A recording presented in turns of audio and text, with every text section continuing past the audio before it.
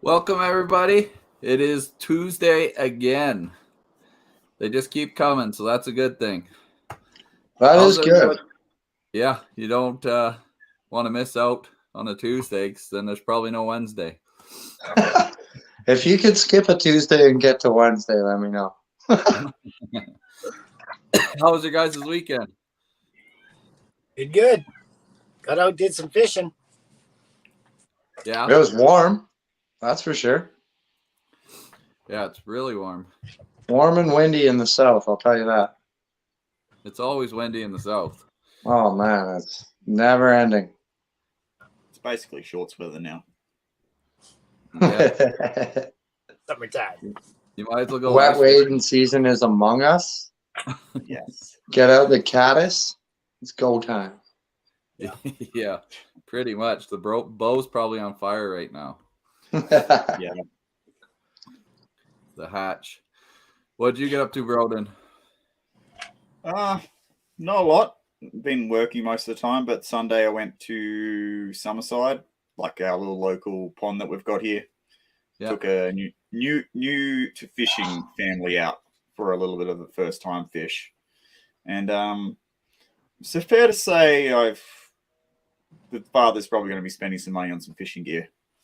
I think the two kids amongst themselves within 2 hours caught like 80 perch or something, and Nice. so they loved it. That's always good to get the new generation ready to go. Yeah. And gave them a bunch of fancy coloured flies that I've been tying up. They loved it. That's wicked. Yeah. My dad's gonna be sending you a bill. Oh no, I didn't send them those. Those ones I'm keeping. When I say fancy, it's basically it looks like a grade 4 4's art project. yeah. Hey, if it works, it works. Yeah. For sure. And Aaron, you got out somewhere? Yeah, I headed out to a close lake nearby. I've been pressed for some time lately. Been working Saturdays, so I've been in Hard Adder at noon and then go for the night for burbs. I've been targeting burbs in a couple of different lakes around me close by. And I've just been having a hard time. Like I did connect with like one, and then the next weekend I caught a buddy of mine caught one in the trailer. But I've been spending some time within the trailer just targeting burbs at night and then fishing for whatever's in the lake Sunday all day. But yeah, it's been pretty good. It's been pretty slow for me still. Again, I'm just off to a rough start, but I'm enjoying myself, having a blast. The weather's nice. You can't complain. I've been camping out on the ice in my trailer, been comfortable, had some kids. Liam's making friends. I'm making new friends. I'm just joining other people in the community from the derbies that we're running and stuff like that. So it's good to get out and meet the community and make some new friends, and everybody's got the same interests. So it's good. It's a good time all around. Yeah, for sure. Absolutely. And if you're getting on the odd burb now, I mean, they're just coming into pre-spawn, so it's only going to get better now. Yeah. So if you're seeing the odd one come through, I'm sure those numbers are going to get a lot better. Yeah, you bet. The full moon should have helped you in the dark, but I could tell on Sunday me and Dad got out for a couple of hours, and that first morning bite was good. Then they were cruising by, and they were not interested in anything. We put down the whole kitchen sink at them, and we only got I had one on the crank, but I was messing with the camera trying to get it on the AccuView so you could see the bite, and I messed that up. But everything else is on the dead stick. Really? Yeah. A little bit different from the week before. Yeah, the week before when I was out with you, you were crushing it on cranks. Do you want to show off the secret weapon? Well, just put him on the spot like that. What's up, Adam? He doesn't have to share. No, I can share it. It's like everyone knows I like my YYC crankbaits. So, and that was on fire. Like dang near every 7 minutes or something. He had another burb on. We only fished for like 2.5 hours. Then we went for lunch. Good And then- day. Yeah, and then I came home and like it was like 1, 2 o'clock, and Stephanie's like, "What happened?" I'm like, "What do you mean?" She's just like so confused that I came home early from fishing. Yeah, you got your fill. Yeah. Was it What- colder last week up there? Minus It was a little 20 cooler, yeah. minus Yeah, 25. pressure was probably a little higher. Fish were probably a little hungrier. Yeah, they were moving a lot better. Like they were interested for sure. Yeah. Oh yeah, if they're eating cranks, they're hungry. Yeah, they weren't really passing up anything last week. Yeah. Hey. either hungry or annoyed. One of the two.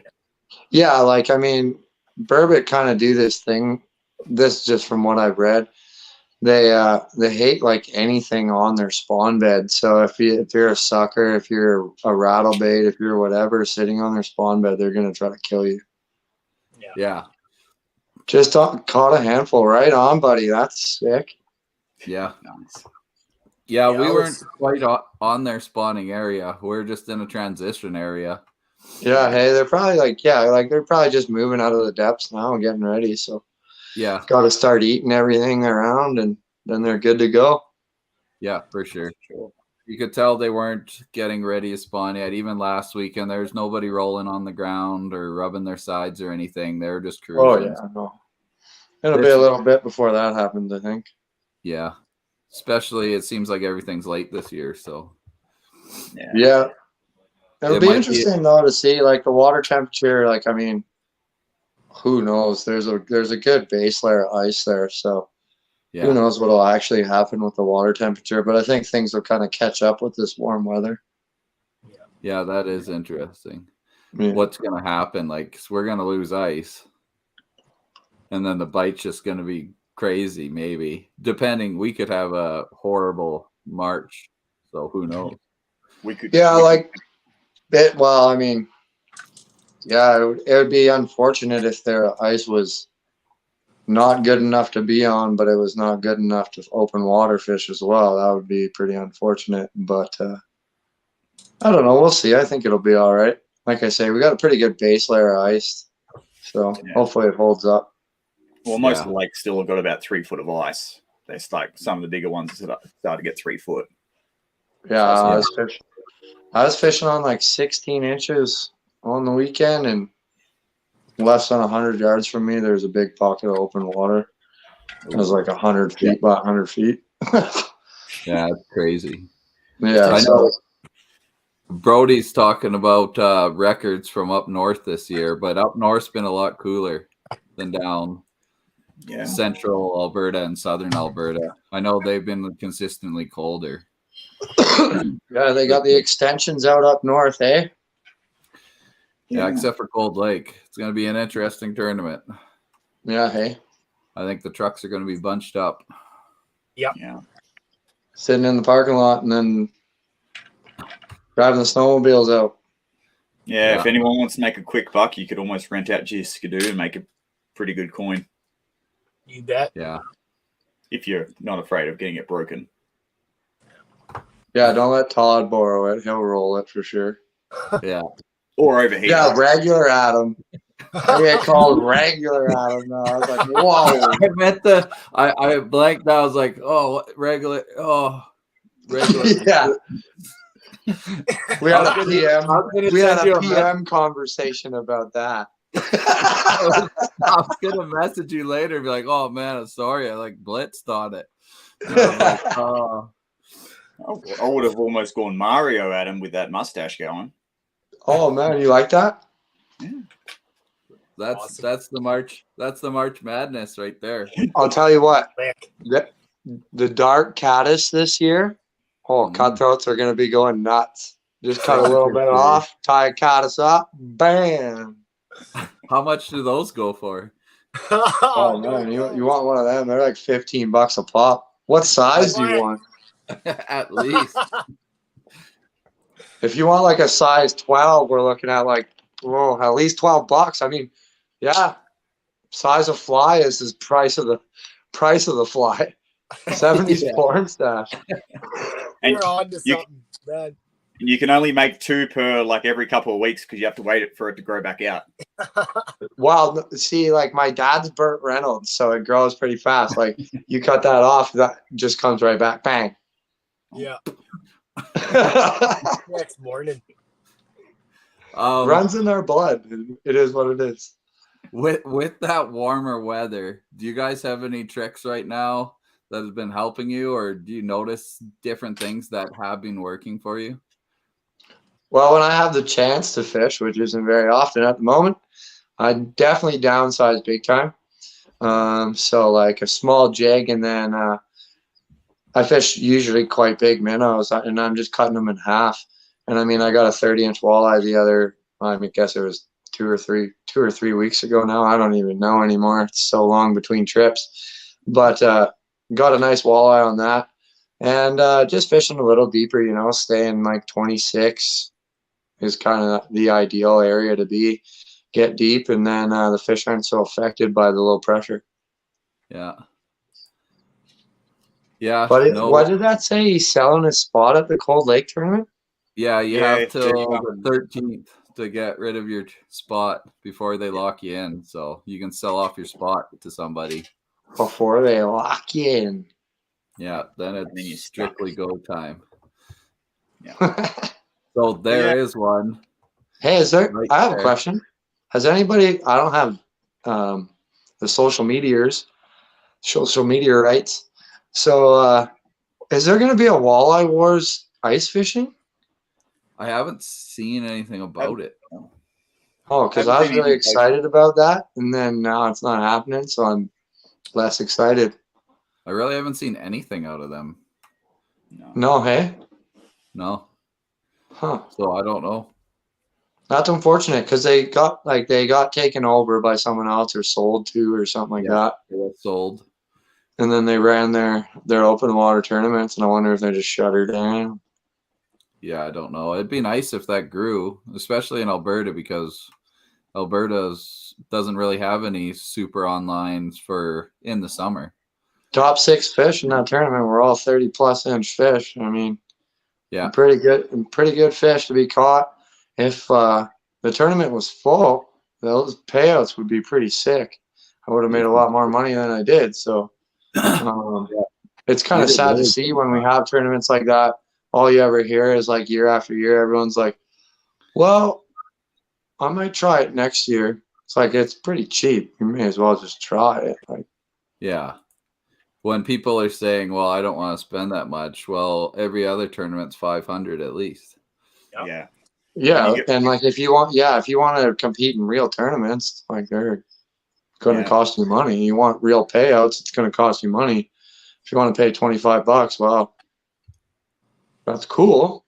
That's just, you're probably not going to win as much. Yeah, it's like the walleye trails in Saskatchewan, Manitoba. Like most of the smaller ones, the minimum buy-in's $250. Right, like I believe the average is 500. Yeah, like I believe Rain was on here. He could comment how much it is, but I believe the SAW tournaments here are $500 a boat. So at least and realistically, like $500 a boat, like okay, like it's $250 a person. I spend $250 on flies. I just spent $250 on flies for spring. I'll have to reorder that again midway through the season. Yeah. I don't know. You pick and choose. And I'm not making money off the flies. I can make money off the tournament. Yeah, like Brody's saying, Slave's $1,000 a boat, and there's a few others like that. But it's better odds than the lottery. Yeah. Yeah, and I mean, like, it's fun. Like, I don't know. Like, I like tournament fishing. Like, it's a lot of fun. It makes you really have to try a lot harder than just, well, I went out today and it was really fun. It was beautiful weather. Like when I go out and it's tournament fishing, like I just released the Walleye Wars series on YouTube, and like there's not much filming happening because guess what? I wasn't catching the fish I needed, so I needed to catch more.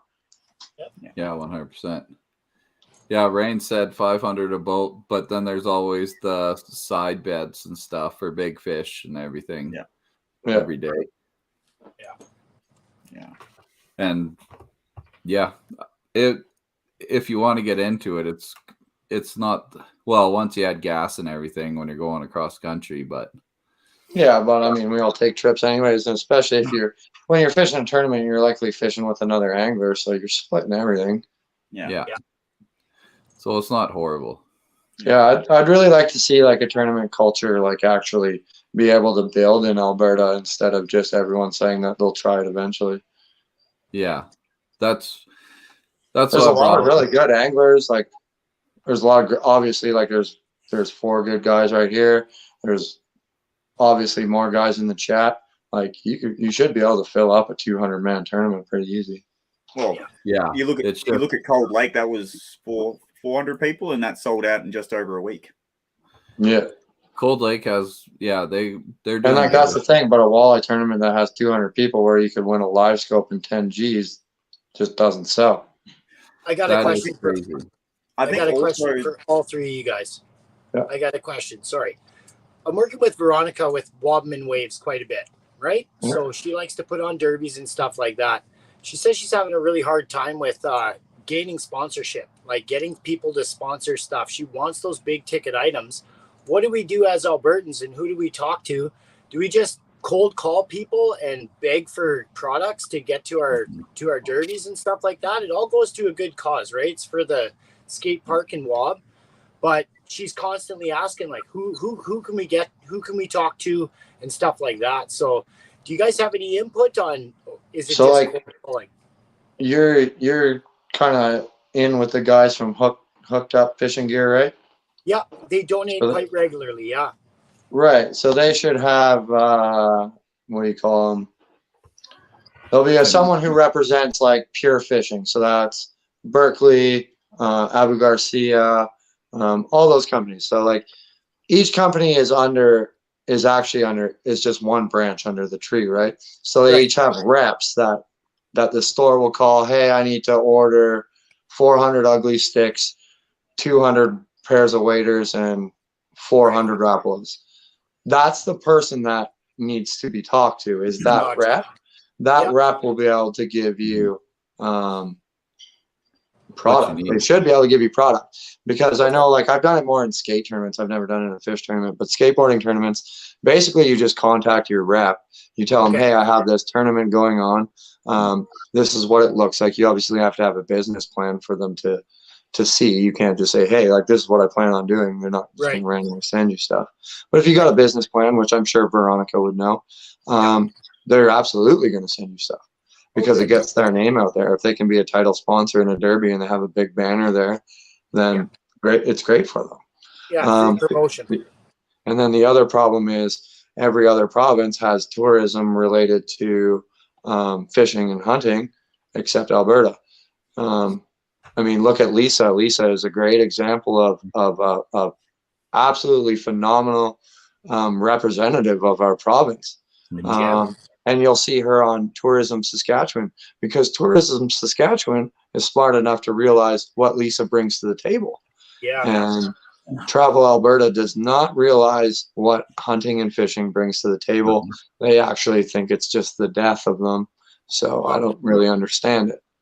They don't put any money into the industry. Yeah, really. so you're not going to be able to go like a Travel Alberta route, because, like, honestly, that would be the best. Like, look at Hunt Fish Manitoba. Like, they're huge, right? Yeah. So you're not going to be able to go that route. But if you can get up with Hooked Up and you can get to the representatives, they'll definitely send you product. Yeah. Okay. And also, like, coming from our experience with the kayak trail and being directed at trying to chase sponsors, easiest thing to do is to actually contact a lot of these companies before the financial year ends. Yeah. Because then they're generally got their budget, and then you need to sort of work in and let us, hey, I want this. And like Adam says, give them a business plan of what you want to do and what you want to offer to them. So like for us, we offer promotion, like certain amount of promotional, like social media posts, and then like banners up at events, and certain amount of tags and all that sort of thing. And like at the end of them, that they're getting their shout out. And as long as you give them a good representation of what you want to do, most companies will work in your favor. Fantastic. Yeah. Good. And like, for instance, Medicine Hat Fish and Game, this would be, I guess, kind of like a fishing one. Medicine Hat Fish and Game Association, we wanted to get a bunch of signs put up, just like use respect signs, ask for permission, call a foreign poacher, or whatever you want to say. And basically, to get the signs paid for, instead of paying for them out of our group, we just went to different companies within the town, said, hey, if you want, we'll give you a 12 by 12 spot on the poster. This is the outline of the poster. This is where your logo will sit. If you want the big middle logo, it's $250. If you want the smaller logo, it's $100. And then that way you can at least get some money for like food and stuff. Yeah. Now, my work, for instance, is pretty stingy. There was just a cricket tournament for John, as we know. I went to them, I said, hey, like, we need sponsorship for this tournament. Do you want to give them something? The guys came in and said, hey, do you want to sponsor the food? Company said yes. So, yeah, phoning people, absolutely. If you want, like, fishing gear, talk to the reps. Gotcha. Yeah. Thanks, guys. Appreciate it. Yeah. That goes for getting sponsorships, too, for yourself. Yeah, absolutely. Like October, November. You got to be on, people, if you're looking to expand your list for gear you use. But I wish I could get a camera sponsor. Panasonic, hook me up. Panasonic, that would be sweet. Yeah, I spent a lot of money on camera gear. You need a camera guy. I think you'd almost do better if you could get like a sponsorship with like DJI or the Instant 360 or something like that. That would be pretty sweet. DJI would be sick. Or GoPro, whatever. Yeah. Just give me some cameras. Yeah. But no, we definitely have to go shoot. Yeah. And like Rainey 100%. just mentioned, that not everyone's on social media, so putting up the whole poster and everything. Let's go get those dry fly eats, boys. Oh yeah. We'll do a nice August fish. Yeah, absolutely. Yeah, no doubt.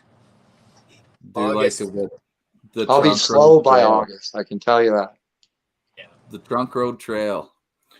Yeah, no doubt. That's the video name. There we go. Boom. Yeah. But it's ice fishing season. Yeah, it is. Right. We're making plans, but nobody's learning how to catch fish during the ice season. So to backtrack, and when Adam was talking about small presentations and stuff, I'm running something like a little 2.5, and I even sometimes cut this guy down to a smaller. This thing's tiny, and I'm probably fishing in 24 foot of water for walleye, something like that, or what they call a drop fry, which is similar shape but just little slightly less movement in it. Yeah, you got more of like a split tail than a paddle tail, eh? Yeah, and it just like that's the big thing, especially when the pressure's throwing the fish out. The small presentation a little bit deeper, and even honestly, I've had really good success dead sticking a plastic. They'll just come along and you'll tip it with like a small piece of minnow, and they'll see that. Like if you dead stick it with a piece of minnow, sometimes they won't eat it, but if you've got something that's just there, and they'll go for it. They'll smell that fish and then they'll heat that. Yeah, the deeper you go, the less the pressure gets affected. Yeah, like thermocline's a big thing. If you don't know about the thermocline, I'm not smart enough to explain it totally, but the weather up here is more turbulent than the weather down here for the fish. Yeah. And at a certain point of shallow, that line disappears, so you got to be below it. Yeah. Don't think about fishing companies. Yeah. Yeah, sponsors are crazy. Like, I mean, if you want sponsors, go get sponsors. If you don't want sponsors, don't go get sponsors. I'm a pretty good example of that. Yeah. I think between me and Mitch, however I point this out, between me and Mitch, I think you kind of have the examples of both, like a sponsored guy who really knows his stuff and is a really good ambassador of the sport and does really good things for all the companies that work with him. And then you got me, who is I like to go fishing, and if your product doesn't work, cool. And not saying that like, because I use like for instance, Mitch has Piscafun hoodie on. I use those reels all the time. I don't like necessarily like want to reach out to them because I don't want to feel. I'm not a guy who ever wants to feel confined to something. If I don't want to use it, I don't want to use it. Simple as that. If I want to film a video and your product's not in it and that's going to make you upset, well, too bad. So I'd rather just go without having them so I don't make anybody upset. Plus, I swear a lot, so it is what it is. Yeah, 100%.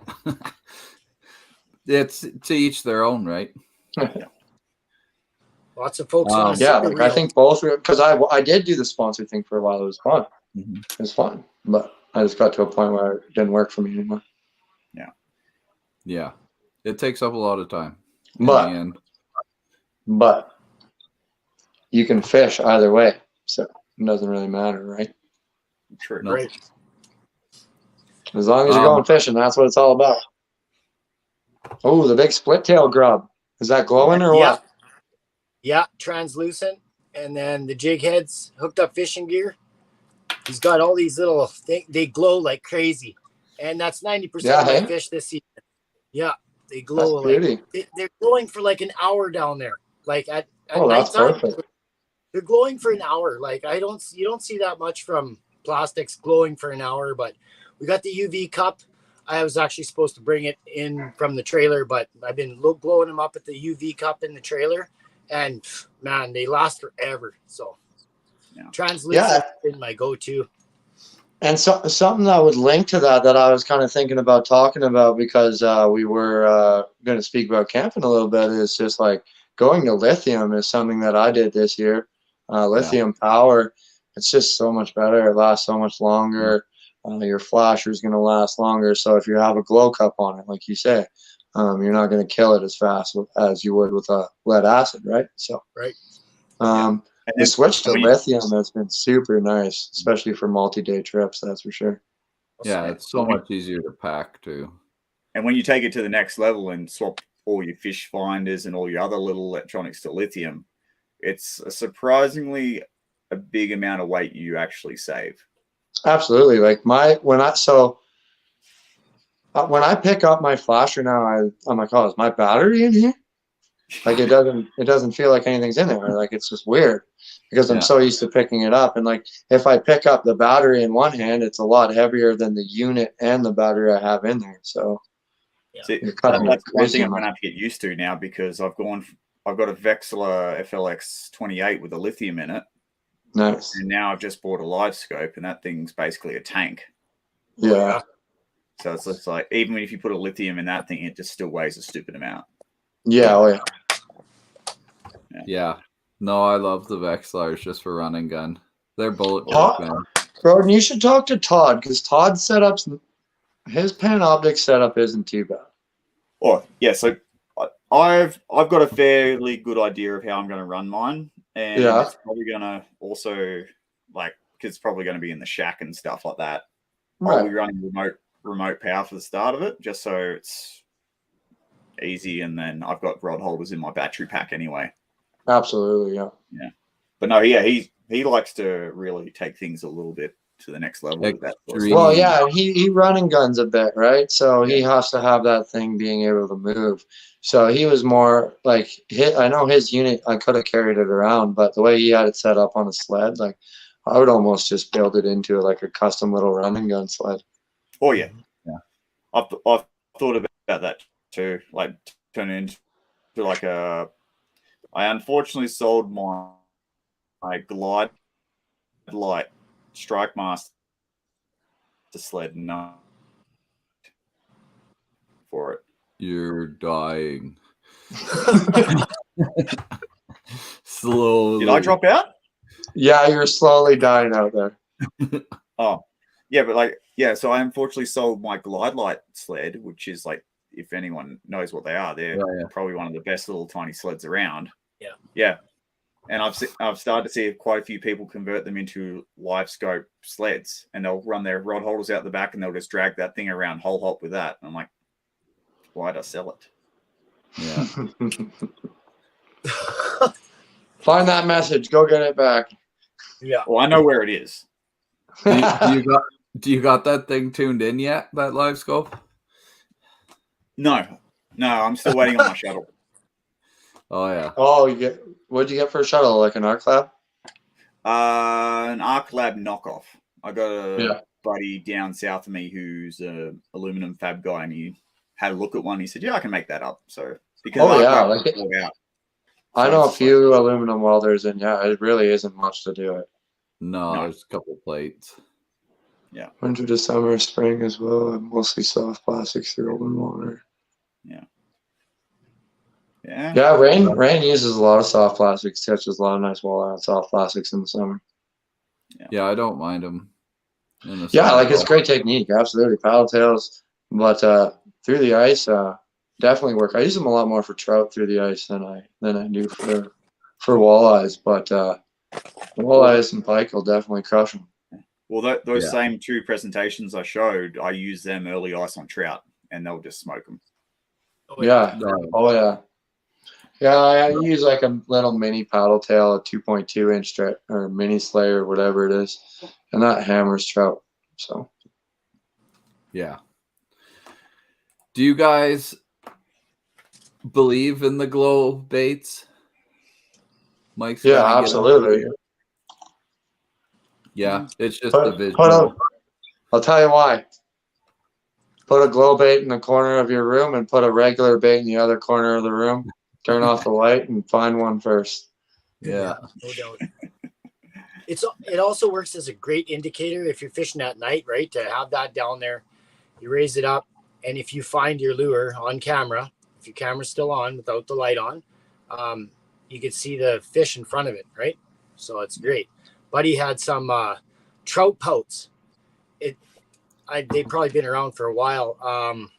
Big nasty tackle, and they're like just a rock with a hook on the bottom, and they're in line, and it was working. It was awesome. Like it glows for quite some time, and yeah, he slammed a 29-inch bird last weekend on it, and he's just like trout pouts.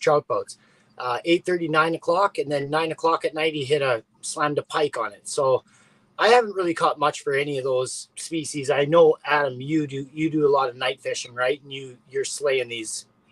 I'm big on glow. Yeah. So glow. Yeah. Glow, walleyes. Everything. Walleyes like glow orange. Glow orange is big for me for walleyes. I can like fish a hole and not catch a fish, and because I haven't glowed my jig up in 10 minutes, and I glow my jig up, drop it down, and bang. So I'm big on glow. Orange and chartreuse for walleye for me, and then chartreuse and blue for lake trout, I find. UV, I could honestly care less. UV, I think, is just like... UV I'm iffy with. I'm not sure if it actually works or not. Yeah, I'm really not into it. Some crayfish actually do glow a little bit, so like when you're fishing burbot, it just makes sense to me. Yeah. When you guys are staying over, I know everyone stayed over in a shack or your shanty or in your truck and looked out the window at your jaw jacker. What's your go-to setups right now that you guys are running? Personally, right now, I'm not even using a jaw jacker. I just throw it in the stand and just watch it, right? Put a bell on it. I know you guys are doing fancy stuff with all your jaw jackers and they're moving and stuff, but I honestly don't own one. So let's go this way. Bed sticking is a lot better sometimes. Yeah, so. Yeah, that's all I'm doing. Jaw jacker definitely has its time and its place. Fish have to be aggressive for it to be useful. Otherwise, they nip the tail, it sets the trigger, and you miss fish and feed them half minnows. So, yeah. Like, I mean, as for like setups, like, I don't know. Depends on what I'm fishing, depends on the day. But like, the one thing that I noticed about night fishing is more being comfortable than anything, because we all have the gear. If we're going out during the daytime all the time and we decide that we're going to make a night trip, obviously we have the fishing gear that we need. Yeah. For me, it's more like comfort and safety. So like, I don't go fishing overnight without a carbon monoxide detector. And I don't go fishing overnight without floor mats, because if your jaw jacker goes off in the middle of the night, you don't want to fly out of bed and put your feet down on some ice and it be wet because you have your heater going. Now your socks are soaked and your feet are freezing and you got to fight a fish in that. I have to get down. I get down on my knees all the time. So like having a full floor throughout my shack, so I just bought a new shack, the Otter Vortex Resort or whatever the heck it is. And I had to buy 30 new mats to cut out for it to fit properly, right? Because I used to just run one long rectangle mat and then have needed 4 extra or maybe even 2 extra squares. So you think, okay, 103 square feet, I don't need to buy 30, but you need to buy 30 because you got to cut them out properly. But to have that is super, super clutch. Yeah. Insulation keeps the wind out a little bit better. I know we all throw snow on our skirt, but it doesn't always work the best. And lately it's been so warm. Good luck finding snow in the south. So having that half-inch layer of an insulated foam square actually keeps a little bit of wind out, keeps your shack a little warmer. And one thing I do find with those newer style tents with the walk-through doors is they're not very good in the sense of keeping the wind or anything out because that bottom flap flips over. So what I've seen a couple of people do now is actually when it comes to nighttime, they camp out, they go out the triangle door on the other side and then go bury that flap in the snow and then use the triangle door to get out in the night. So then you've got that less wind coming through, especially because obviously at nighttime the temperatures drop a little bit. Yeah, and so like before I had my mats cut properly, like because I was like, oh, I need to go buy 4 more. It didn't quite go to the lip of the shack. And then now that I had it, so I camped this weekend, and I made sure that I cut them like 3/4 of the way down the flap. Ooh. So that actually helps big time. Yeah. So it doesn't quite come up under so badly. But that is I did notice that as a problem with the big walk-through doors. But I will take that any day because those walk-through doors are the most amazing thing on the planet. That is the only negative, and that's a very minor negative. Yeah, it's very, very minor. Yeah. I mean, realistically, I look at it this way. If there is a little bit of a breeze that's coming through there, carbon monoxide sinks, fresh air is cycling through that, keeping me safer, hopefully flushing it out a little bit. And also keeps my Mr. Buddy running so I don't get low oxygen warnings, which I tend to get all the time. You just need a little chunk of pipe. I don't like opening my vents. I don't know what it is. Like I just don't open them. So I just I'll just run it on high until it doesn't run anymore. Then I'll open the door for 20 minutes, go outside, come back in. Get a couple of small PVC pieces of pipe and run them under the skirt and then carry it. And they'll get just a little bit of breeze. And you put 2 on one side, 2 on the other. You'll do that until you fish Lake Newell and a gopher comes in your shack. Yeah. 100% is a horrible experience. I'm not talking about like big PVC pipe. I'm talking about like this. I'm not, dude. Gophers are like snakes. Gopher hole. I guess if I were to go with 1 inch, I'd probably be all right. But I was fishing Summerside again like a month ago, and I was fishing and I saw like a big mark come up on the fish front. I'm like, oh, what's that? Then all of a sudden, muskrat pops out, and I'm like, what the heck? Gross. It was just like, dude, I will not sleep. Are you like platypus? I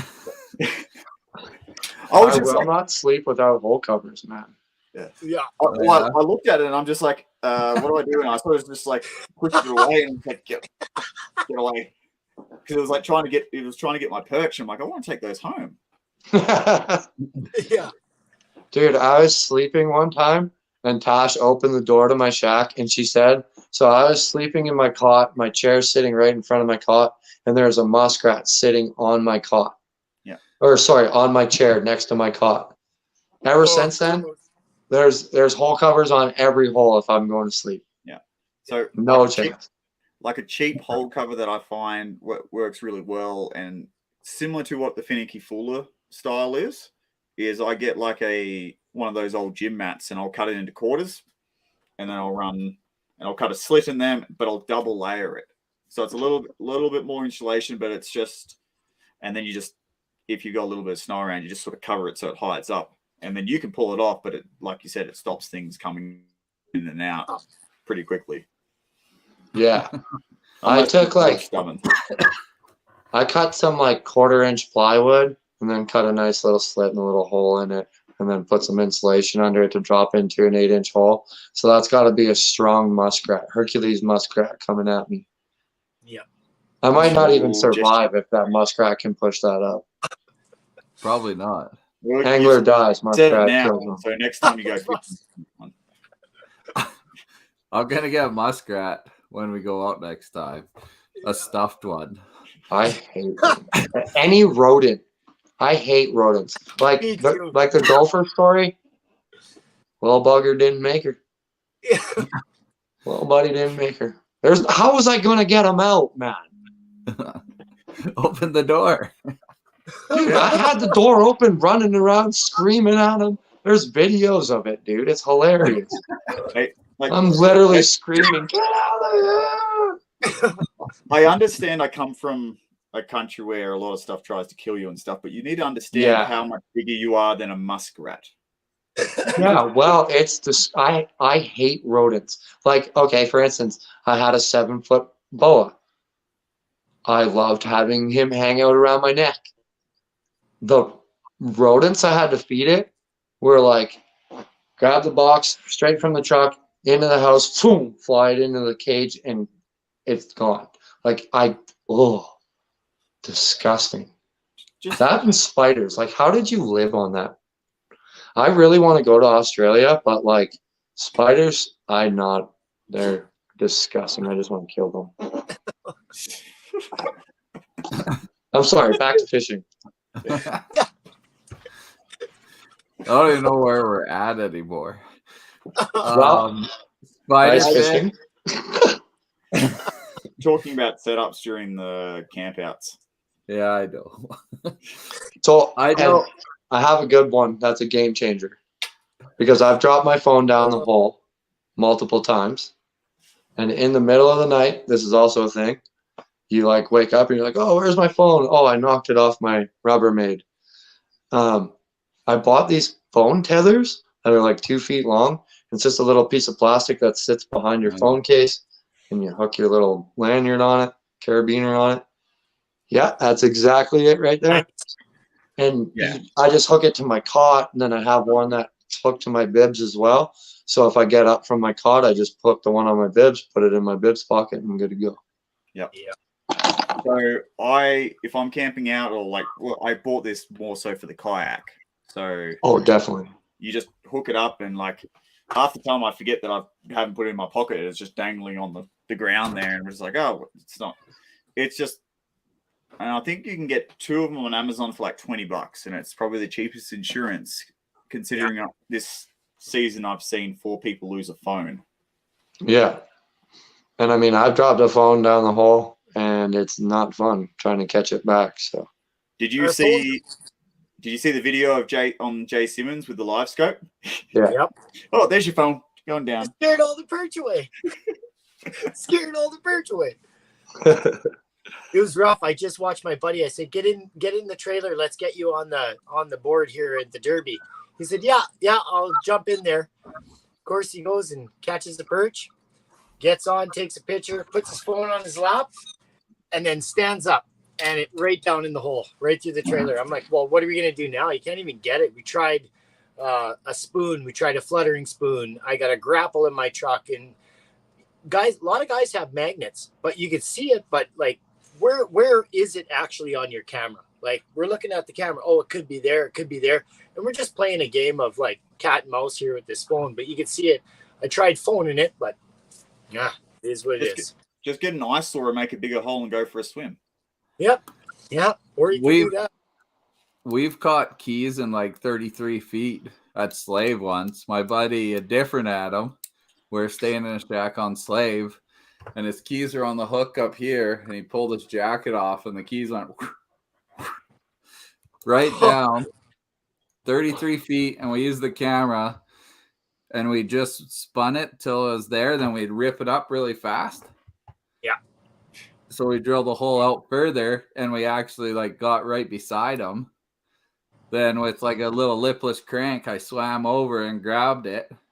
And it's like, oh, sweet. Then I got to the bottom of the hole, and I hooked the hook on the bottom of the hole, and I was like, oh, no. But I just let it down slowly and got it, and we got it. Truck was fine. It was even one of those computer chips, but it works. Rough. And even I was with me and Aaron were with Lisa last year, I think, after New Year's. We're out at her shack, and we dropped a set of pliers down. I think we had 2 Len Thompson, like, big spoons. I got video of it. Like, I should post it. Yeah. So we got a whole scene and everything with this flashlight attached. And we're trying to like scoop them over so the magnet on the flashlight would grab the pliers. Then there was this pike trying to grab the spoons when we were trying to do that. We're trying to stay away from this pike that kept coming back. But we finally got it. We just had to keep dodging that pike. Last year, this is good.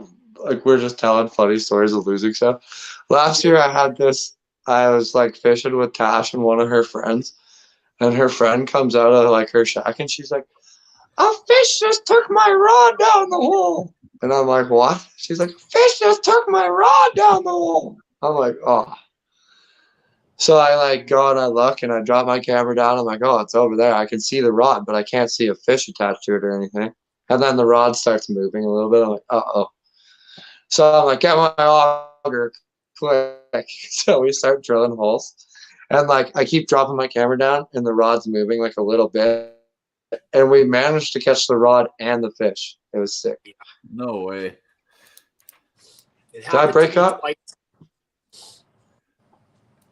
That's crazy, man. Yeah. No. I watched it Yeah, it was personally super funny. twice to other people and myself. Crazy. We just if you see your buddy's rod go down, just go right back in that same hole with another fishing line and a jig head or whatever. And some of the time you'll possibly catch the line, and you can reel it right back up. And sometimes the fish is on and sometimes it isn't. But I've seen it twice. If it was one of my dude friends and not a girl, I would have been like, "Wow, that was smart, hey? Have fun."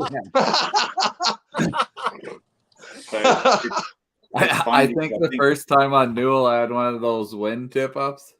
Yeah. And that thing just went... And there was like 6 inches of ice, and we could just see it going and going. Then it finally disappeared. And it was like, oh, that's the end of that one. I remember I was on Newell last year, and I catch this pike, and it's probably a 20-pounder. It's like 40 inches. And I'm like, my buddy's holding it in the hole. I'm like, I gotta go get my jaw spreaders. So I run to my shack, run back to the pike, like 2 seconds. I'd like fall down onto my knees like I normally do and slide up to the hole, but my bib pocket's undone. So my phone goes plop and goes past this fish down the hole. I'm like, I had some choice words to say. He's like, "You want to get a photo?" I was like, "I don't even care, man." He's like, "You got to get a photo of it. It's giant." I'm like, "I don't care." The photo of me is literally me with my stupid ass mustache, no hat on, which rarely happens, and I got a face like this. Immediately release the fish down another hole to not stir up the bottom and go to like get I used a tube jig and got it back, but I was not happy.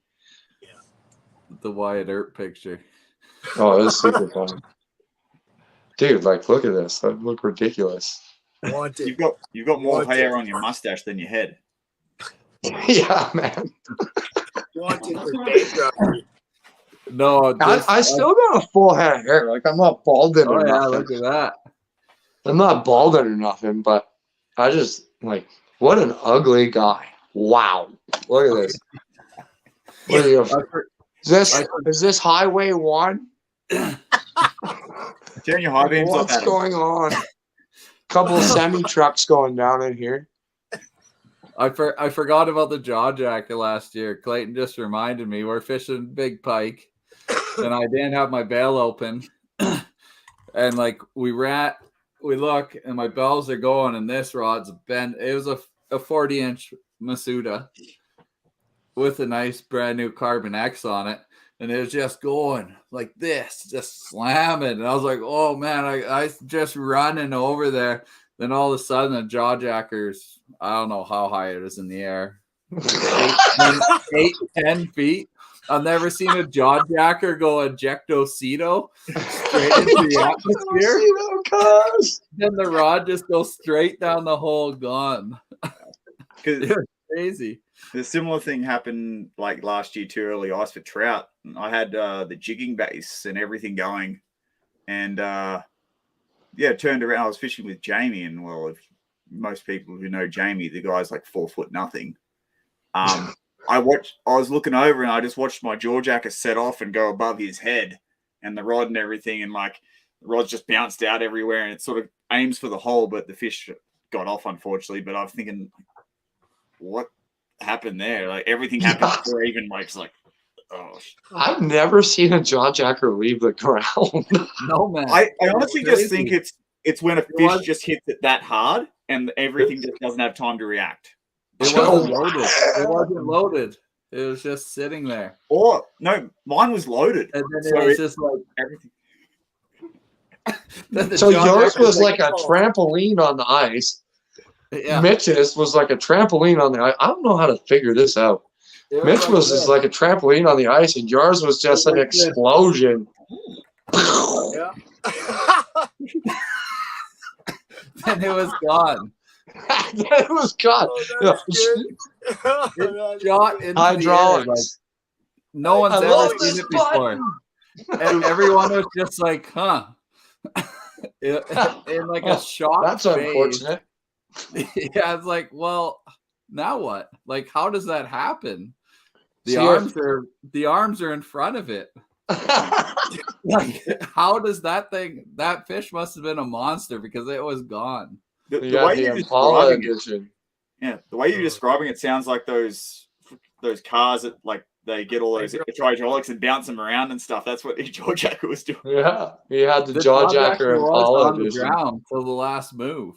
Like, we caught 7 fish over 40 inches that day, but that was the last one on that jaw jacker. I have the jaw jacker, not the rod. Oh, the jaw jacker survived the jump. Tried to kill itself. Couldn't even do it. It just went. Oh, it's a gymnast. Those things are tough. I've had mine get run over by a snowball and had it broken. Yeah, I have one that's taped together. The other one meant. I've heard other people say they just break them all the time, and I broke like the plastic where the trigger like rotates. I broke the plastic right there, but I just put electrical tape on it and heated it up, and it works just fine. So that's why, especially I've seen a lot of my friends lose those little trigger parts and the washers and stuff. Jaw jacker, you can actually buy those little kits to replace all that. And I've got like 2 kits that's always with me in case anything like that happens. Yeah, but I'd have to buy the whole plastic slider. I don't want to do that. Oh, the plastic slider. 3D printing those? Yeah, it's a plastic slider. The problem with 3D printing with that leverage, because it's obviously layered plastic, it really depends on it. It might just break that because that plastic on the jaw jacker is more of a resin style. Yeah. Resin. Yeah, you can buy resin printers. Like it's like instead of like printed out, right? You know what I mean? It's like it's. I'm being a smart arse. Oh no! The correct terminology is smart ass. Oh, I swear too often on the podcast. That's I feel bad. It doesn't mean I feel that. bad. There's no profanity there. That meant koala butt. Oh, koala butt. Syphilis butt. See, if you just, I'd slow down, obviously, but if I talk my normal speed, no one understands, so I can say whatever the hell I want.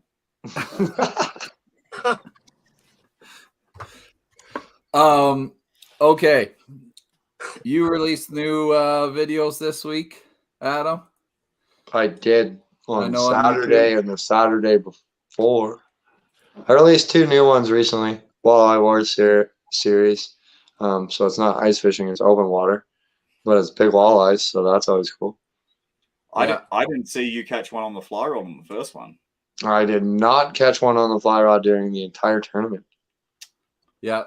So check out, he's got the Walleye Wars, the first part 1, part 2. Great watch. Awesome. Make sure Lots you of catch trout it. stuff on there from earlier this season. March will be, I'll take a couple days off in March to do some walleye and some pike stuff. I'll film and put out. And like I say, I got a couple new toys, so we'll shoot some cool stuff once fly fishing season comes around and all that other cool stuff. And if you like animals, and those will start showing up a little bit more in the video. Get some more cool B-roll stuff. It'll be fun. Sweet. Adam, you're awesome. You're awesome. You come like a long way. You've always been good, but like to watch your channel is quite something else, man. Like you, Thank you, man. I appreciate that. Yeah, absolutely, man. Lots of good B-roll, lots of nature, lots of I honestly can't believe you can operate a drone, catch a fish, run your GoPro, and do everything you can on the river by yourself. You're phenomenal, dude. Like it's pretty I've amazing. almost crashed the drone a few times doing it. Yeah, for sure. Had some sketchy landings, some low battery warnings, but luckily I've been okay to put her down. The sketchiest moments with the drone, honestly, are seagulls. If there's seagulls, and like it's not like I'm trying to film them, because like who wants to see that thing? But like seagulls will attack it. They have full on dive bomb it. And I went to film some cranes during walleye wars, and so there were some cranes that were like maybe a kilometer away from me. So I flew really high over to them, and then I was going to drop down and slowly like come down to them. And the seagulls flipped out right away, which I didn't even know they were over there. But they flipped out right away, and they started like flying around in a circle like near me. So I was like, there was like 50 of them. So I was like, well, I'll just fly straight, and I'm not going to like adjust my speed. I won't adjust my elevation. I'll just fly straight back to me. So I'm flying straight, and you can see them. They're going past the camera. And then all of a sudden my drone just goes. And like it's like all of a sudden you can just see water, and it's like hovering there. And I'm like, what just happened? And I like fly. So I like push up, and I fly up, and I was probably like 5 feet above the water. I'm like, back home. Awesome. Luckily, I have like whatever DJI's insurance is on it. So as long as I can get it back, I get a new one for free. But yeah, I hope not to crash it into a river where I have to go get it. That would be pretty unfortunate. But like Mike says, like I've actually watched a few videos on, you go type in drone failures or drone mistakes and stuff like that on YouTube, and like hawks, like complete, like you see them on camera and they'll steamroll that thing. And see, and like, so I came across an eagle one time just like flying down a lake. Like I was just flying down along the shore, and I see this thing come flying down. I'm like, what is that? It's a bald eagle. And as I was like getting up to where he was on the shoreline, he just took off and flew up into a tree. And so I followed him. And then as soon as like he realized I was following him, he was like, I'm out of here, and like took way off. And I didn't follow him after that. I wasn't very good with it yet, so I didn't have the speed to do it. But the eagle hasn't tried to mess with it. Pelicans sometimes get a little snooty with it, but I feel like they're just opening their mouth to be like, hey, leave me alone. But yeah, man, seagulls like legitimately hate it. And I filmed some owls on a cliffside in some wind, and that was really hard to control. It was really hard to control the drone doing that, but they honestly didn't seem to mind. And I wonder if it's just because they were like 100 feet up on a cliff. Like, what the hell just came up here? Like, there's 2 babies like looking at it. Mom kind of came out and looked at it, backed up. I went up there like 3 different times. They never cared. And that was during the day, right? Yeah. Yeah. So they're tired. Yeah. Yeah. And like the babies, they couldn't have left. Mm-hmm. Like once they finally left, I think would have probably been their first flight or their last, one of the two. Yeah. And like mom just like almost never even wanted to be seen. She just sat in the back of the cave. So that was really hard to fly though, because to like sit against the wall while the drone is trying to get blown into the wall was wild. Yeah. Huh. Especially those mini. Yeah, mini and that's all I have is a Mini too, because I Because don't have a license or He's nothing. got the so I same can't one get a I big have, one. Roden, Yeah. Yeah. No, yeah, Kyle. I remember him seeing. I that saw I it one put in time. the river. Yeah, because they don't handle like as soon as you get like 10, 15 kilometer winds, it's like no, I don't want like it. You can fly it, but it just doesn't like it. Yeah, it's not like it doesn't handle on a dime. It hovers pretty well, but if you're like in some if you're in some trees, so like if you're fly fishing and there's like a gust coming down the river, Yeah. like which happens because there's trees on both sides of you, that's tough. And like I say, if you're like trying to fly against something, it's very tough. Yeah. Do you find with that drone when you're over a crystal clear river that it drops? No. On Well, its I own. haven't really paid it. No, because I was filming that sturgeon like close to it wanting to land. Mine Yeah. will want to drop, but I think it might because it got kind of wet once. I think Like I think you're right. Kyle's does the same thing. He gets down and he goes down, and then all of a sudden, just like right above the water. The old man and stuff, anything clear, it'll start to going like this. Yeah. really, eh? Then I gotta bring it back up. Huh. Yeah, when I was filming that sturgeon, it was hovering pretty well for me. The harder part was like trying to move slow and like because the sturgeon doesn't move straight or like side to side always, it moves on an angle. So like to move on an angle with it that low was kind of sketchy for sure. Yeah. But I want to do that this year and catch one and hook it all with the drone like feet above it. That'd be crazy. I feel like if I could get me setting the hook on a sturgeon, like watching it happen, that would be insane. It would be Yeah. insane. Insane. That's National Geo. Yeah. That drone footage that I have, like, I mean, it doesn't overly like transfer very well, I guess, like on what I was editing it with, because I was still editing on my phone at that point. But like, yeah, like I feel like I want to do that again for sure next year, because some of that footage was like, not only do you learn a lot from it, but like it is epic. Like I don't really see too much see a 6-foot sturgeon chilling in the middle of the fucking river and you're filming it.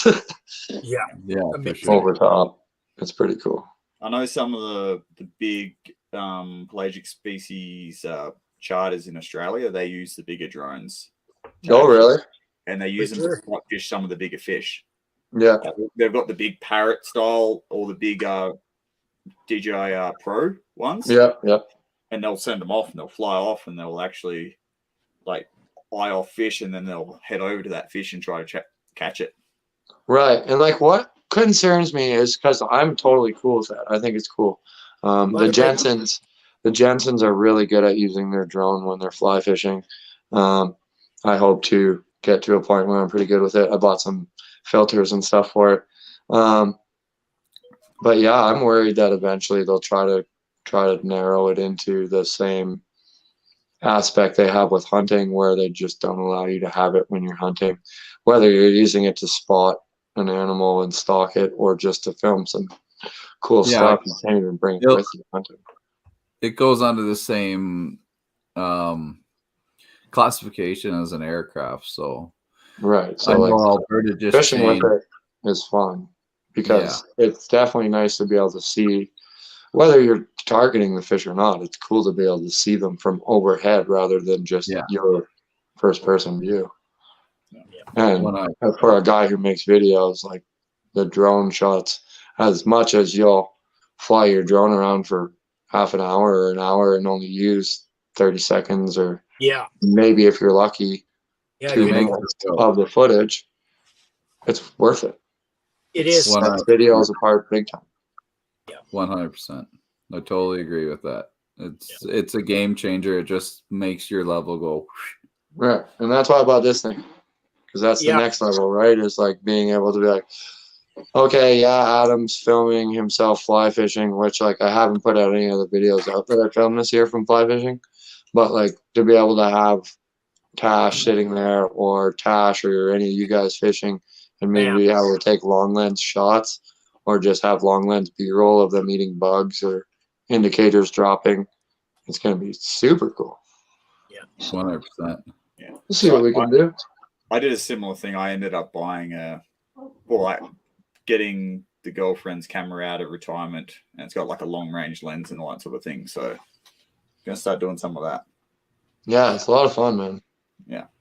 Like I used to do a lot of snowboard and skateboard photography when I was younger, and like portrait stuff, and so I'm definitely interested to try to shoot fishing in a different angle rather than I caught this, more so like look at this.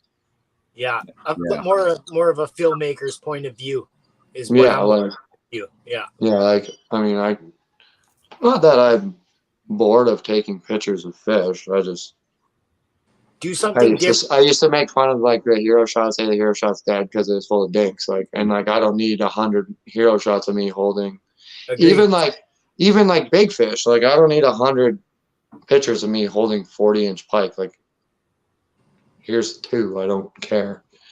So it'll be cool to like try to get different shots and be able to use a lens and focus separately to get that kind of artsy fartsy Bob Ross stuff. I mean, I ain't growing this mustache because I ain't artsy fartsy, all right? The happy little trees.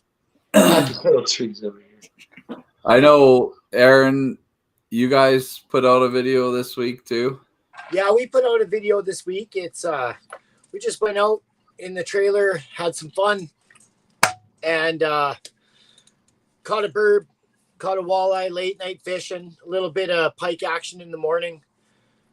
We had a blast. We did an intro and outro. We set up some cameras within the trailer to get some more better viewing, just to be more, just a little bit better for the viewers, to be honest, right? Like you want to bring something better. Like we've been doing this for 70 some odd videos, and we're just trying to get better every video, better than your last video or somewhat, right? Like we're not pros.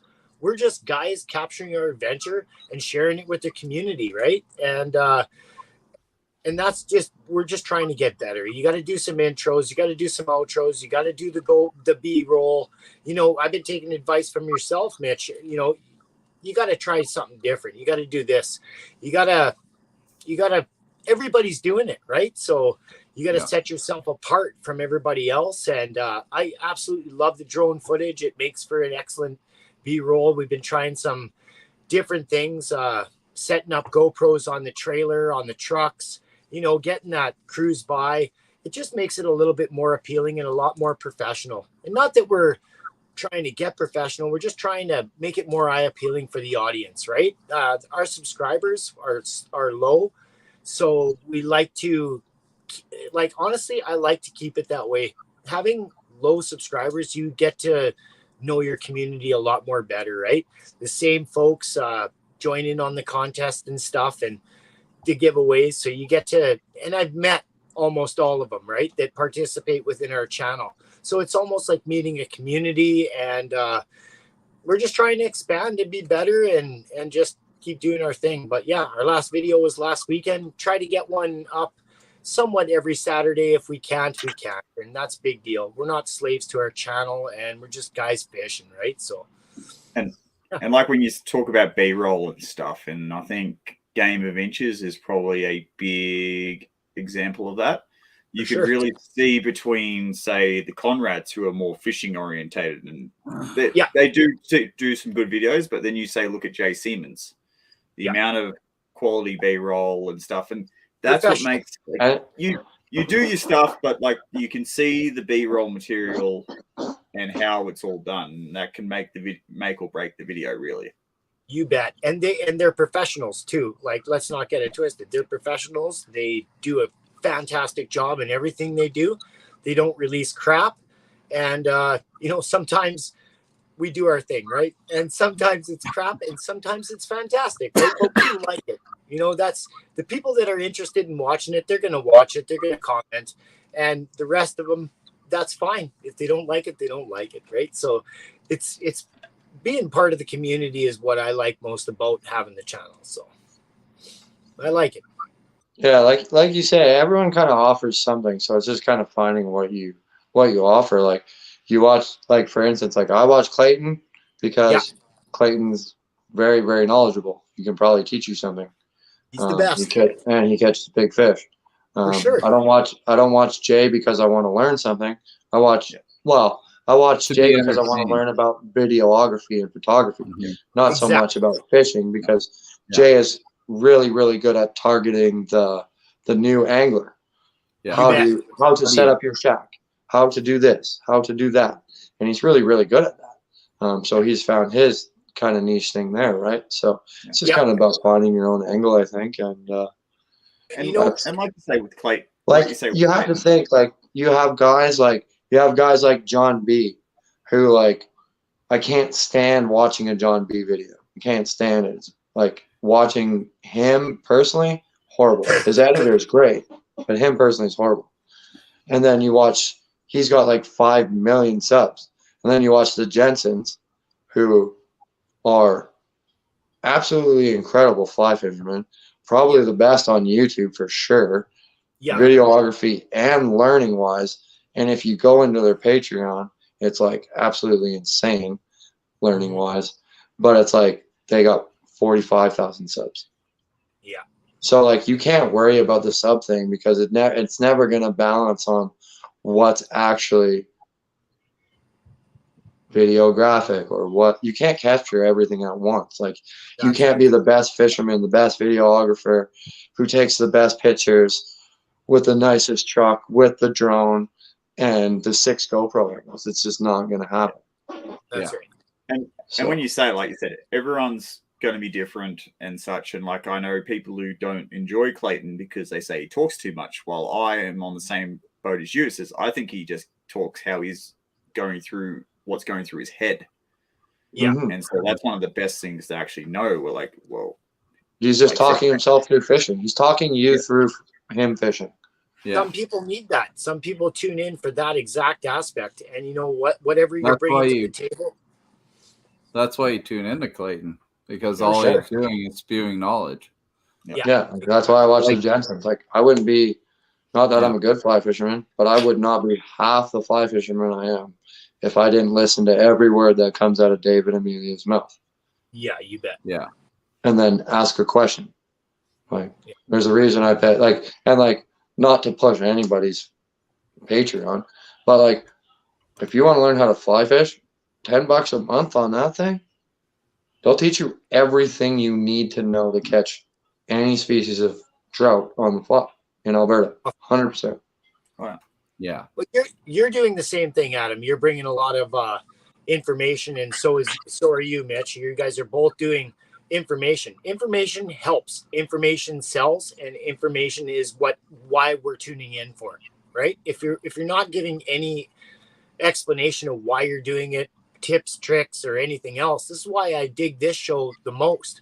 This is one of my favorite YouTube channels on the market right now, is because there's guys like you teaching new and old anglers, right? Like I push this a lot, even on my social media. I don't care about likes. I really don't. I don't care whether 3 people like it or 20 or 40 or 50. This is why I'm tuned in, is to learn this kind of stuff.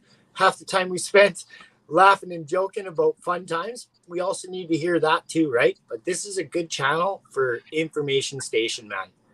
Yeah, and that's why I like this, and like I say, I don't have the social media rights, but I like being on this thing because it's like, I mean, I know you guys. It's always knowledgeable stuff coming out, and then like I don't really care, and this is not any hate towards the viewers. I don't really care who's listening. I don't care. You could be Donald Trump on here listening, or you could be like my little brother. Like I don't care. Like it doesn't matter to me. Like I just want to tell you what is working for me, or I know, or what makes my experience better. Yeah. So that I can make yours, because that's really, at the end of the day, like that's really all it's about. 100%. We're here to help people catch more fish, and we're just sharing our passion. And like what we saw before with Rainey, how he says that he doesn't really use soft plastics in the wintertime. That's like we say, not everything that we do is going to work for someone else. Yeah, exactly. When you get the group of 4 other people's ideas on how they go about it, it gets your mind thinking. I was trying to include just you three. Sorry. Yeah, I'm doing the Adam. Fuck that.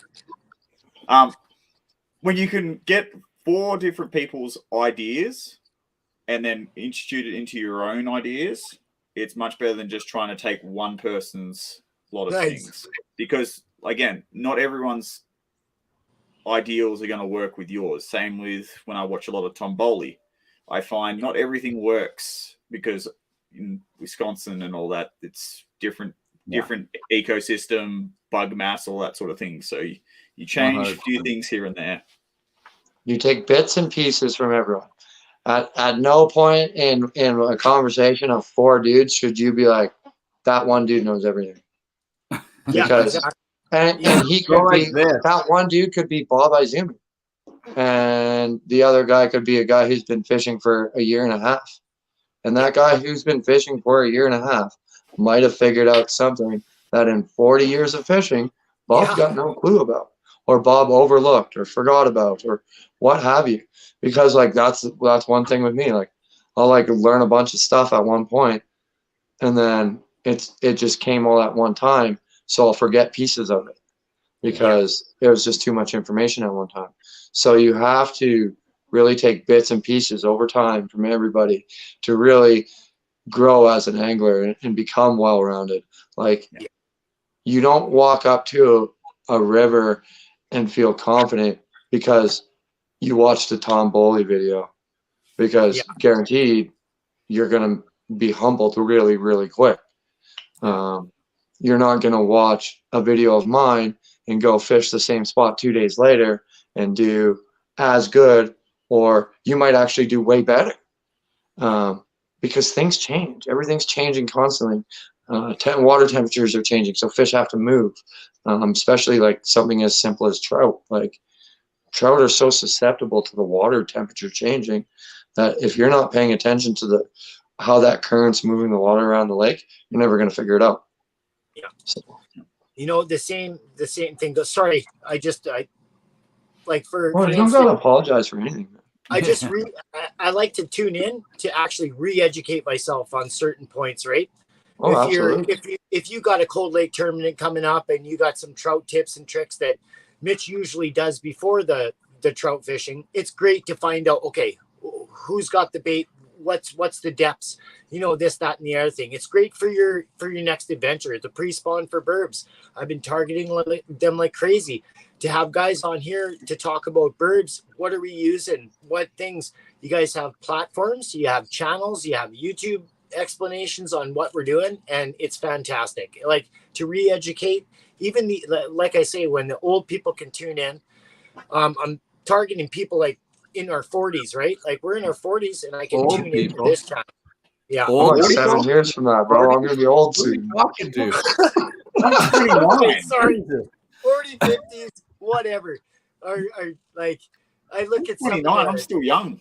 Got 20 years. 29. Yeah. Did you have to ask permission to be on this? He had to sign a waiver to come on the show. Sign a waiver. They just let me ring my parents up because they're sleeping right now. After 5,000 views, we have to take this down because Broden is not allowed to be seen by that many people. Permission slips. Well, when we talk about Cold Lake, for instance, for people who don't really research a lot about it, look into micro jigging and Japanese style jigging coastal. Yeah, I checked it out. No, not more so just to give you an idea of a different way of thinking things. Yeah. Because I come from the coast and I brought a lot of I have changed ways, but I brought a lot of my styles of jigging for saltwater fish and such into lake trout, which you obviously same thing like we said. You It's a good modify crossover. things. Yeah, Same. no. Huh? Cold Lake is a different beast always. It can And you have to hot be water. open-minded always. You can never, if you're one of those guys who think like, yeah, I'm going to Cold Lake with my tubes. No.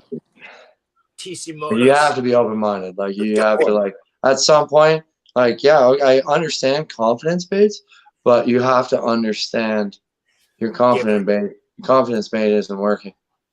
You need to put it down. Right? So, And that's why I say don't use that as a basis of things, but it gives you a different outside the box thinking of things. yeah. Of how they jig. And that's like the most important thing is like being outside of the box is probably it catches me a lot of fish a lot of times, right? Like I don't know, like when you got these big juicy minnows that you spent all summer trapping, and you're like, oh well, I don't really want to just rip them all in half.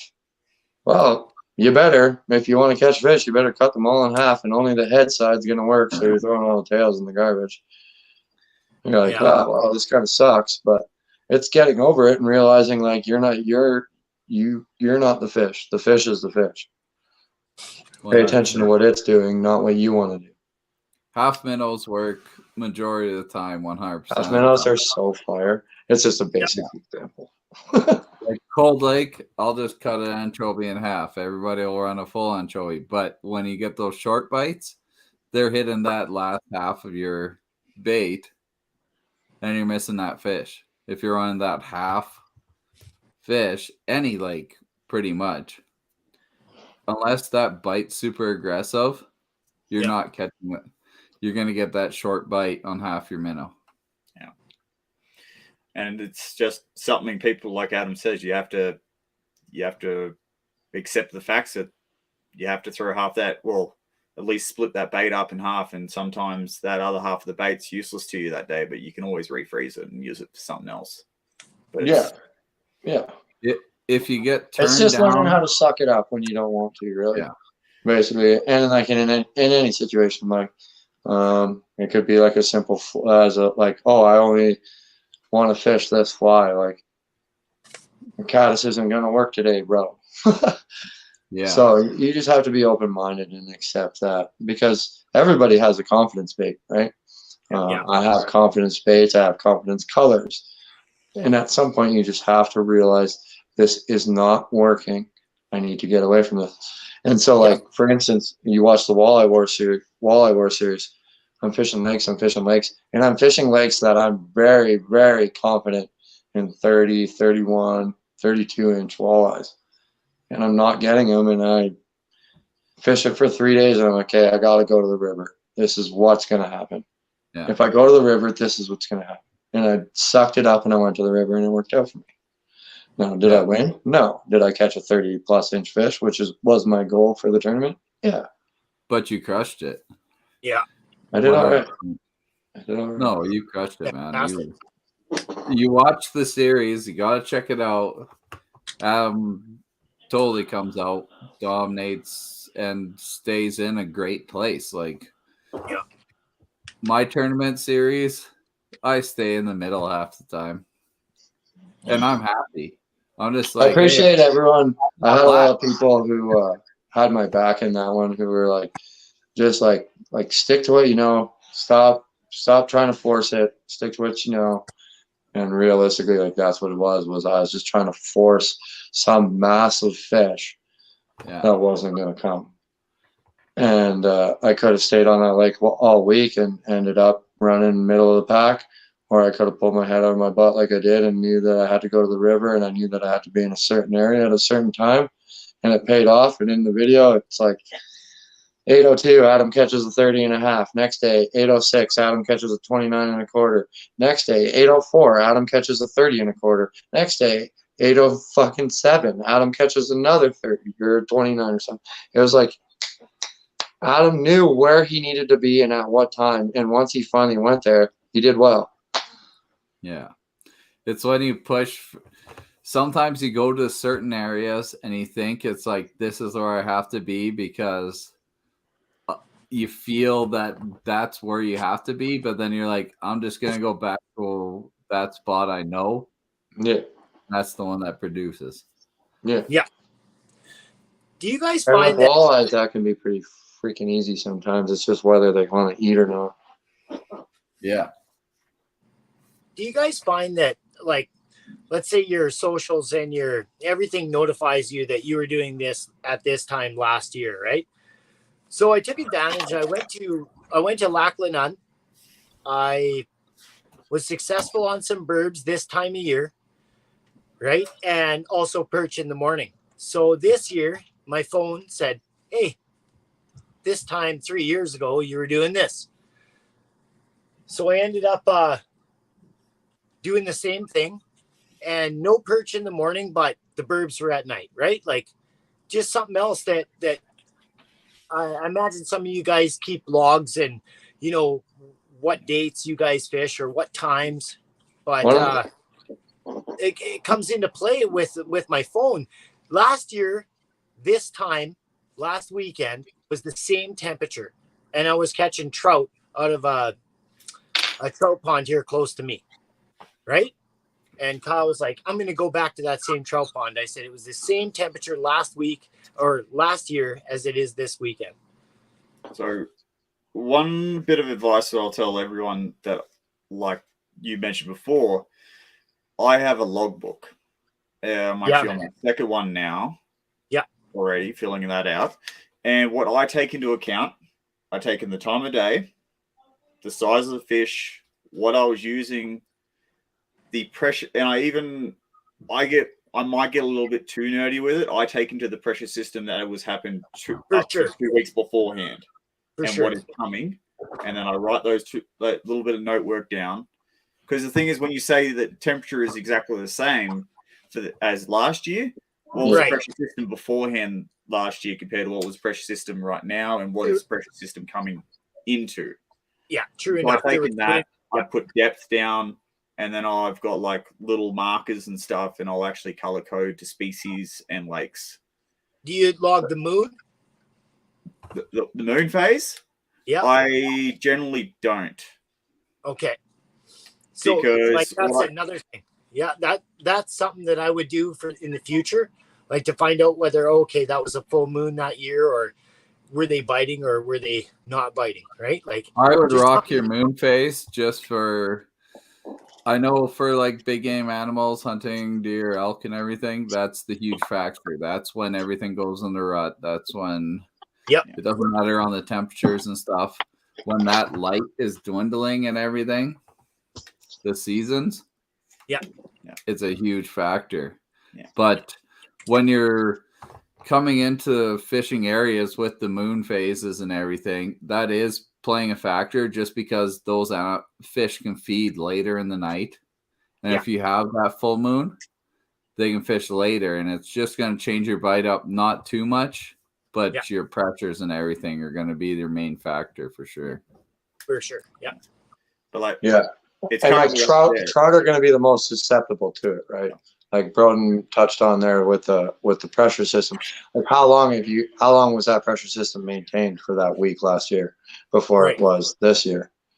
Because that's a big thing with trout. Because trout are like 3 days in reaction. Like they're slow reactors. Yeah. So you have to think something, and especially something like lake trout. Like lake trout are very, very slow reactors. The other thing about noting,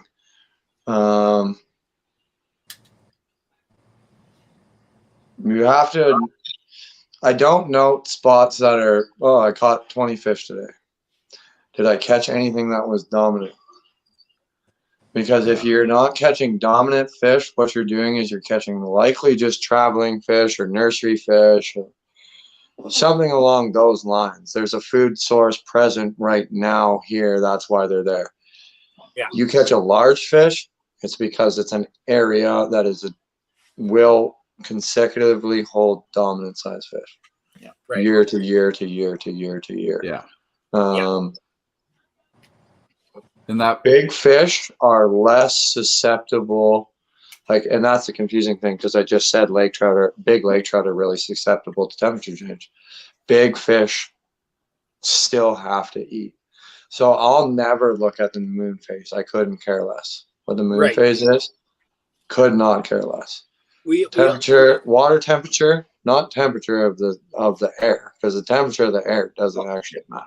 No, that's what The temperature of the water is what matters. And the surface temperature isn't the same as the bottom temperature. That was something that was like the hard thing for me to swallow. That my conversation with Gord Pizer taught me was, yeah, okay, you're measuring temperature at the surface. You need to measure temperature at the bottom where the fish are, because it's lower down there than it is that your boat's reading it. It's transducer. It's lower than you sticking your hand in the water. You have to drop that thermometer at the bottom and get it up fast to get an accurate temperature reading. Because it's water temperature is your biggest factor in really anything. Water temperature, water pressure, and then like open water. It's more what was the sky like. Yeah. Because 9 times out of 10, your best pike days are cloudy days. Well, yeah. Not sunny, clear skies. Good evening, Ricky. How's it going, bud? So, like, you have to, you almost have to take everything into account and realize what is actually running true similar. Not like it's 7 degrees today. It was 7 degrees last February 7th. Right. But it could have been minus 40 last February 6th. And February 6th yesterday was only minus 1. So there was a very little change that happened, or 2 days before, or 3 days before, because like I said, trout reacts so slow that maybe it was the exact same pressure system for the same week, but you're catching fish, traveling fish, because the current had water over here. There's a food source. Yeah. I know guys, and I'll go on moon phases too for certain times of the year. I know musky guys. Like full moons. Full moons are a big thing. Oh, yeah. There's a ton of musky guys that are religious on moon phases. Okay. Like, they will mess up stuff. It's just changed the habit of the fishing depending on the fish. I bet you moon phase affects pike because it's Esox family more than it affects trout. Yeah. I don't find trout are affected by moon phase at all. They're not night feeders. They just don't care. Yeah. I can't. The only thing that's easier to do is fly fish trout during a full moon because you can see what's going on a little bit. Yeah. Yeah, but not too many people fish trout in the evening. Or at night, sorry. You got a nymph on the bow at night. Yeah. You need also, for people who haven't seen it, look up some mousing browns in the middle of the night. That is some epic stuff. If I could ever get into a conversation with someone who fly fishes a lot around Alberta, I would like to know how they do on mousing, because I've never had any luck on it, period. But nymphing at night, brown trout, I have crazy good luck on. Yeah. We did go on pike with mice in the middle of the night, like at 12. Yeah. Wow. Yeah. But I've heard of lots of guys. I heard it's good for taggers too. Yeah. Yeah. I might have to try that this spring or something. What's your favorite time of year to fish, Adam? Favorite time of year to fish? Yeah. Oh, God, you just kicked me in the nuts. You're fighting between your trout and your sturgeon, aren't you? Like, do you want a month? Like a month period, month-long period? Well, fall, spring, end of whatever. Late August 15th to September 15th. Yeah. I'd say that. That's my best. I'd have to agree that that's generally when the water temperatures are dialing down, and that's when I do really well with my trout species, and then that's when I generally hit up the Athabasca for bigger walleye. So around and the hunters are gone. Yeah,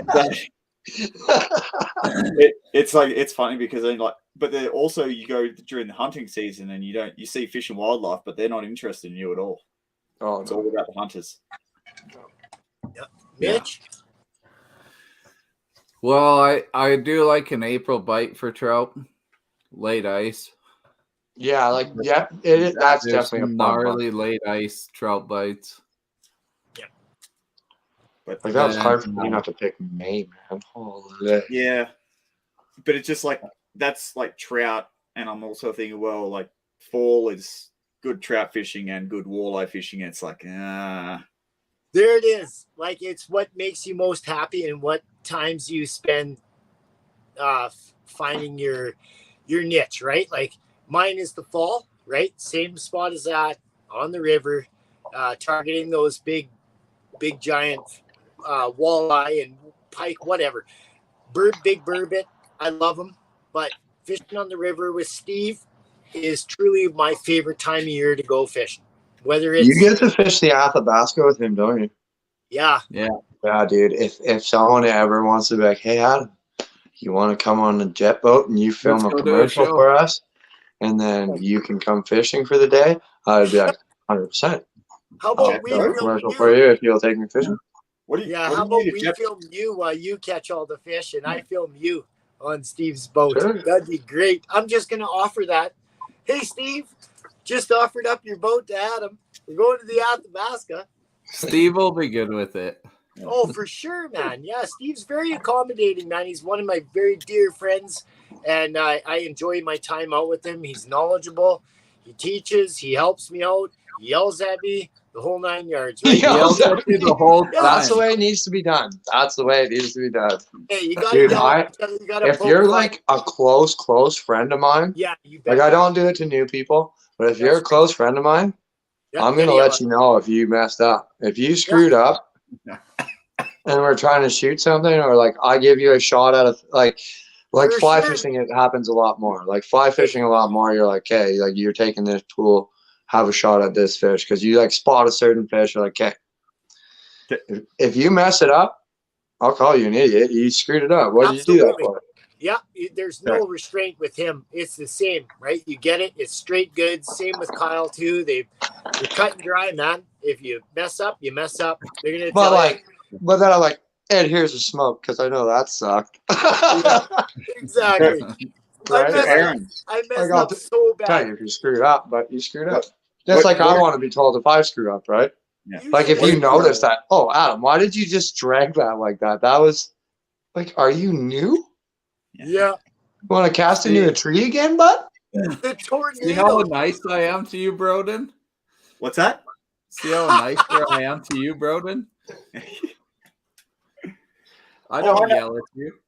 No, I was on Mitch's boat for the first time. We were off to a great start, right? Like I didn't yell at you either. No. I was disappointed, but I was a tornado. I was an absolute tornado on the back of the boat. Here he is. I'm trying to bring this trout in. I'll tell the story because I have to. There's so many times I've avoided it, so I'm gonna just say it right now. Here I am, reeling in this trout. He's recording. He's got everything all set up, right? I couldn't have done a better job. Reeled it in, got the release, the whole 9 yards. Everything's fantastic. Now, at this point, I have the crankbait that I side hooked the trout on. Now, granted, we figured it was just going to be let go and that was going to be fine. I got the crankbait tied up in the net, and this is Mitch's net. So I got to deal with that. I look over to my right, and my net is all tied up with the Masuda rod or some other rods with their jig heads attached to it. So no nets as of right now. And I'm kind of looking at the situation going, huh. And Mitch looks over to me. He says, you got to help your fish. Like the fish is not doing well after I released it. So I jump in, off the back of his boat, and I grab onto the fish. Okay, perfect. So I try to get water in the gills. He said it could take some time. So he goes to the front of his boat and he starts flying again. And I'm like, oh, okay. So I'm trying to revive this fish as best I can, trying everything I can to make sure this fish goes back. Well, he hooks up on the fly, and it's a good sized trout. And I'm like, oh Got no, no net. no net, no filming, no nothing. I grab on, I just look at him and I say, I got no net for you, buddy. And the fish is dead. And I don't even know what to Fish is do. dead. And he looks at me and he's like, just stop recording. Like, it's over. Just stop recording. And I drove home that day like thinking like, oh my God. Like, man, you can't mess up any more than that. Honest to God, you can't. Like a complete tornado at the back of his boat. Just stop recording. I'm just trying to just stop. I'm just trying to remember the times that Mitch was disappointed, and I'm thinking of probably all those missed hook sets that I did on those fish. See the fish come in, oh, it's got it. Just like it was like a dozen, just all in a row. I think I got like missed on so many 20 inches, and I wound up getting like a 10-inch trout, and I'm just like, you're better than this, you stupid idiot. My last memory fishing with John, I had a monster sturgeon on, 60 plus for sure, just a giant. I'm like, Johnny, don't go in the water, buddy. I got this one. And he's got his pants rolled up high up to his knees. He goes in the water. He's like almost tits deep. I'm like, Johnny, back up, bro. So he backs up a little bit. He's like, I'm gonna get this one for you. And it comes up and it comes by him. And I'm like, Johnny, watch out for the second hook, bro. And it hooks him in the sleeve in the back of the arm, and the fish takes off, and he's trying to grab it. Fish takes off, line breaks. He turns around and looks at me. He's like, I am so sorry. I just burst out laughing. I was like, I don't even care, dude. It's fine. He's like, I am an idiot. I was like, no, man, it doesn't matter. He's like, that was so stupid of me. It's so funny, man. He apologized to me like 100 times. It was hilarious. Like, just the best memory ever. Oh, my God. He was funny, dude. All right, guys. We've exceeded our limit again. Whoops. Where, Aaron, can everyone find you? You can find me on Facebook, Aaron Bullerwell, and on Instagram, Gear and Tackle Travels, along with the Locators Outdoors. Same with Facebook as well, too. Adam? YouTube.com/@thehorseshoekid in some direction that you might find it. If you could subscribe, that'd be cool. If you can't, then just watch a video and laugh at me. And if your kids are around, if they're all right with swear words, let them listen. If they're not all right with swear words, probably don't let them watch my videos. There's really not that many swear words. I don't think I really heard any. There's like 2 or 3 a video, maybe. Oh, yeah. If that. You'll get a lot of knowledge out of his show. 100%. Great guy, great angler. Same as Appreciate Aaron. that. Aaron's getting out there he's introducing a bunch of people into the outdoors. So check out the Locators too. Yeah, Locators Outdoors on YouTube. Yeah, I forgot about that. What's up? Where can we find you? You can find me on Facebook, Broden Smith, or Instagram on Frodo Goes on an Adventure. That's my favorite Instagram, man. That's dope. Unfortunately, I know, man. It's awesome. Unfortunately, Frodo has not been doing a lot of adventuring because he's been doing a lot of working. Yeah. At least we got you on some burbs. Yeah, and it allows me to buy nice toys that I don't have time to use. You bet. That's burb money right there. You catch burbs, you get to buy new rods. That's just how it works. But catch us here every week. Check out the new video. I dropped a burb video this week. Awesome. Sunday, I believe, right after our trip. You can catch Broden on some of our adventures too. We're heading to Cold Lake, the tournament. We're gonna film it. and do the best we can. I know we're going to concentrate on making sure this fish get back 100% as best as we can. So I won't be playing with the camera, but we'll do a quick fish shot and some GoPro chest mount stuff. Yeah. Some easy stuff I'll clip to make look half decent. Right on. And that's not going to save me. Oh. If you catch one. I do really well in the summertime, but wintertime, I don't know what. 0-0 for ice fishing. So we're going to change that. But how many times has Broden been stuck on Cold Lake? 12. Something like that. 12. Okay. I'm going to go into a quick story. I was leaving the lake. I was leaving Cold Lake last tournament, and I see these lights. I'm like, oh, that person's really not moving. Maybe I should go check on them. And I pull up and it's Broden stuck there with a shovel like this big. it was a little bit bigger. Come on, where is it? I don't know, man. No, I'm like, you guys need a pole? He's like, well, I got no tow rope. I'm like, well, luckily I have a couple. So I hooked up to him, drug him out, gave him a tow rope, and now we're friends. He had a shovel this big.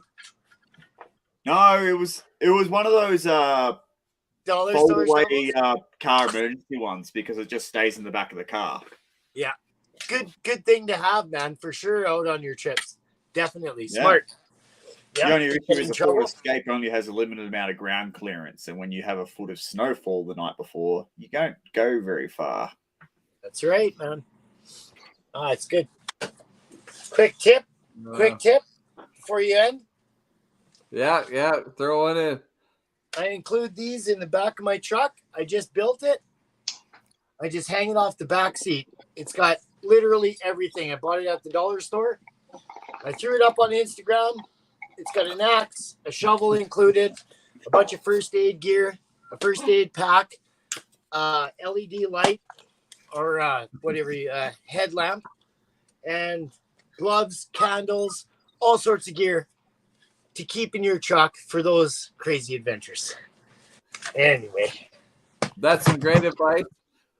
Hook up with Aaron if you want to know more about that pack with the locator.